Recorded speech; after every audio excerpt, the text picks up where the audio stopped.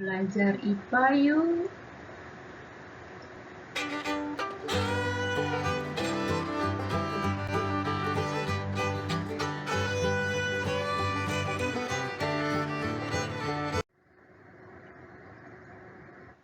Oke, selamat bertemu kembali Ananda semuanya. Hari ini kita akan membahas mengenai sistem reproduksi manusia pada topik ovulasi dan menstruasi. Oke, silakan disimak penjelasan Ibu berikut ini ya. Baiklah Ananda semuanya, kita akan membahas mengenai peristiwa ovulasi ya dan fertilisasi. Masih ingat ya bagian-bagian dari alat reproduksi wanita ini beserta fungsinya? Ya, ada ovarium, ada tubang falopi atau oviduk atau saluran telur, ada fundibulum, fimbre, uterus atau rahim, dan vagina. Nah, bagian kiri yang bersama ya dengan bagian kanan. Nah, jika ovarium yang menghasilkan sel telur ini, sel telurnya sudah masak, maka akan dilepaskan dari ovarium. Ya. Sel telur dilepaskan dari ovarium. Nah, proses ini kita sebut dengan ovulasi. Jadi, apa itu ovulasi? Ya, proses lepasnya sel telur atau ovum yang sudah matang dari ovarium.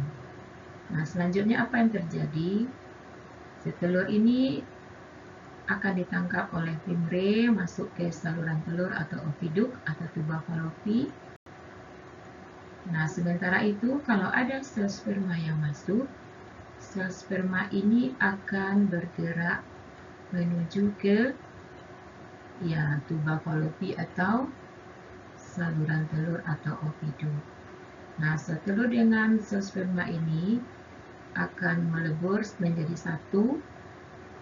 Nah, peristiwa ini kita sebut dengan fertilisasi.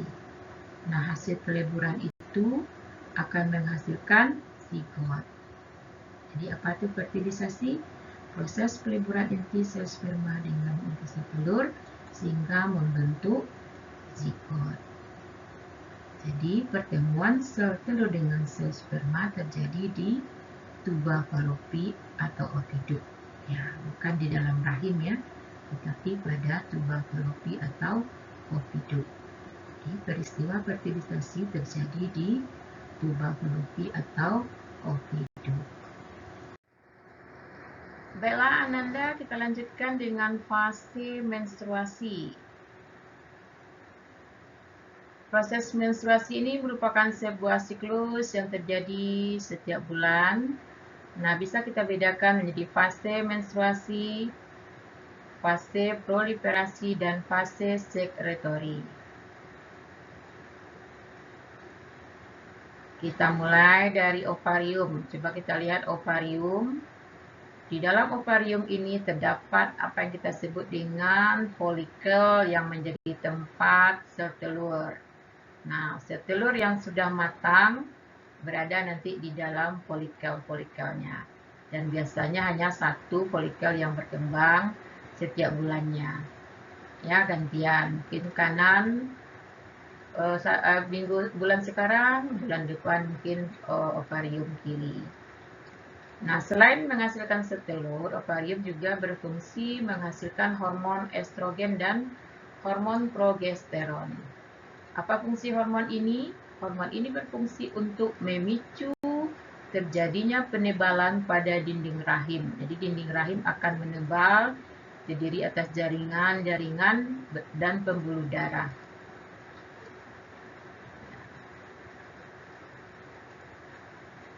Nah, penebalan dinding rahim ini kita katakan dia berada pada fase proliferasi. Ya, apa tujuannya dinding rahim ini menebal? Tujuannya adalah dalam rangka mempersiapkan tempat melekatnya embrio atau zigot yang telah berkembang menjadi embrio di permukaan dinding rahim ini. Di sini dia melekat atau menempel di sini dan siap untuk berkembang menjadi bayi atau janin. Nah, kemudian selain itu hormon estrogen dan progesteron ini juga berfungsi merangsang kelenjar hipofisis untuk menghasilkan hormon ini, FSH, follicle stimulating hormone, yaitu hormon yang berfungsi merangsang pembentukan folikel atau perkembangan folikel di dalam ovarium. Kemudian hormon LH, luteinizing hormone, di mana hormon ini, LH ini, yang kalau produksinya meningkat dalam jumlah singkat, maka akan mempengaruhi folikel untuk mengeluarkan sel telurnya yang telah masak atau yang telah matang. Ya, kita kenal sebelumnya kita belajar ya, disebut dengan ovulasi. Nah, jadi itu kaitannya ya. Nah, kemudian folikel ini apabila sel telur telah dikeluarkan, maka folikel ini akan menjadi bagian yang kita sebut dengan corpus luteum. Nah, corpus luteum ini akan mendapat sinyal atau pesan untuk mengurangi atau menghentikan produksi hormon estrogen dan progesteron kalau dia akan menghentikan estrogen ini dan progesteron ini kalau sel telur yang masuk ke tuba falopi ini tidak dibuahi atau tidak terjadi fertilisasi. Kalau tidak terjadi fertilisasi, corpus luteum akan menghentikan estrogen dan progesteron ini. Nah, apa akibatnya kalau estrogen dan progesteron berkurang atau menurun kadarnya? Tentu akan mempengaruhi permukaan dinding rahim yang menebal tadi. Akibatnya apa? Nah, sel telur karena tidak ada dibuahi akan masuk ke rahim, terus bergerak ke bawah, tidak menempel. Kalau tidak, dia akan menempel kalau sudah berbentuk zigot. Kalau tidak, ya tidak akan bisa menempel pada dinding rahim. Karena tidak estrogen berkurang, maka dinding rahim tentu tidak bisa lagi dipertahankan. Maka dinding rahim ini akan pecah dan hancur bersamaan dengan sel telur akan hancur. Nah, saat ini kita sebut dia berada pada fase sekretori. Nah, bagian dinding rahim yang menebal yang terdiri dari jaringan dan pembuluh darah tadi akan hancur keluar melalui vagina bersama dengan sel telur tadi yang tidak dibuahi menjadi bagian atau apa yang kita sebut dengan darah menstruasi. Nah, jadi dia meluruh. Nah, proses peluruhan ini itulah kita sebut dengan fase menstruasi. Nah, kemudian fase menstruasi tentu akan kembali ke siklusnya lagi. Itu berputar siklus yang 3 tadi. Fase menstruasi akan dilanjutkan dengan fase proliferasi lagi, sekretori lagi, menstruasi, begitu seterusnya. Nah, kalau kita hitung dari jadwal kamu menstruasi, seandainya kamu menstruasi hari pertama sampai hari kelima, itu kita berada di fase menstruasi. Sedangkan fase proliferasi ini umumnya berada pada hari ke-6 sampai hari ke-14. Nah, pada hari ke-14 itu biasanya terjadilah proses ovulasi.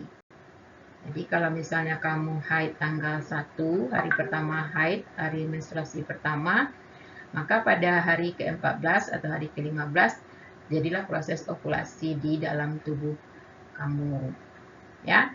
Kemudian fase sekretori biasanya berlangsung pada hari ke-15 sampai hari ke-28. Nah, begitu siklusnya ya. Terjadi terus-menerus. Kalau tidak terjadi pembuahan. Oke, sampai di situ paham ya? Nah, kalau tidak boleh dibaca sumber lain atau diulang lagi melihat video ini.